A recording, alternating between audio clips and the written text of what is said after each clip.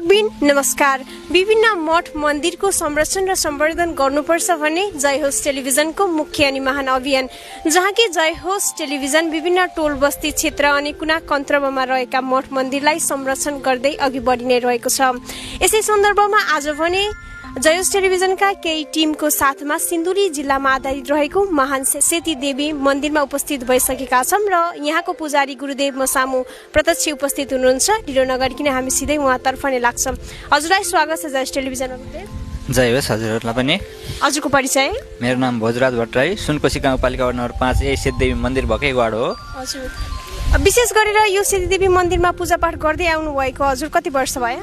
म विगत 6 वर्ष भयो। विशेष गरेर यहाँनिर 1 महिनाको लागि चाहिँ कति कार्टुन तेल आवश्यक पर्छ अथवा के छ त?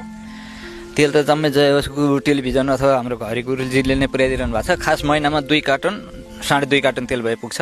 तेल भए पुग्छ। अरू भक्तजनबाट केही सहयोगहरू अथवा के छ त यसको बारेमा चाहिँ? अरू भक्तजनबाट कसैले बत्ती बालिदिनु भनेर यसो आफ्नो बत्ती काटेर ल्याउनले 1-2 लिटर तेल दिनुभयो। कति त भाकल गरेको छ, हामी भाकल पुरा भयो, हाम्रो भाकल पुरा भयो, हामीले यसरी गरेको थियौँ भनेर ऐनाहरू चढाउन आउनुहुन्छ। कोही अलिअलि भक्तजन त अब गाडी हिँड्ने बाटो हो, अलिअलि भइहाल्नुहुन्छ।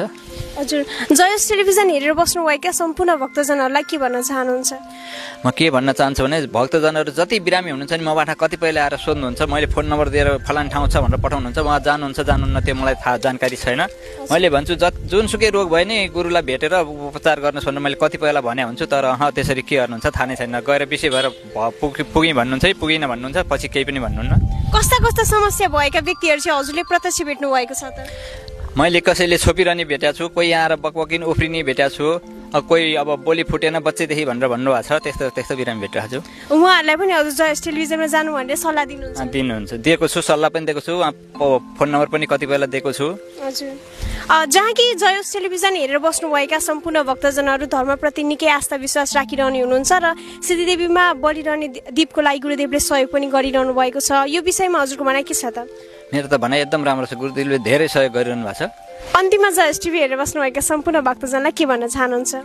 अन्तिममा जय होस् टेलिभिजन हेरेर बसिरहनु भएका सम्पूर्ण भक्तजनहरूलाई तपाईँहरूले नडराई निष्पक्ष भई आफ्नो जस्तो सुकै अवस्था भए पनि गुरुजीलाई एकचोटि भेटेर अनिखेरि समस्याको समाधान राख्नु होला भन्न चाहन्छु। हस्, धन्यवाद। जय होस् हजुर। श्रद्धालु भक्तजन, जहाँ कि गुरुदेवले भन्नुभएका केही कुराकानीहरू हजुरहरूलाई प्रत्यक्ष रूपमा राखिन सकेका छौँ। थप रोचक जानकारीको लागि टेलिभिजन च्यानललाई हेर्दै गर्नुहोला भन्दै आजको यस कार्यक्रमबाट तपाईँहरू माझ बिदा हुने अनुमति माग्छु। हस्त, धन्यवाद। जय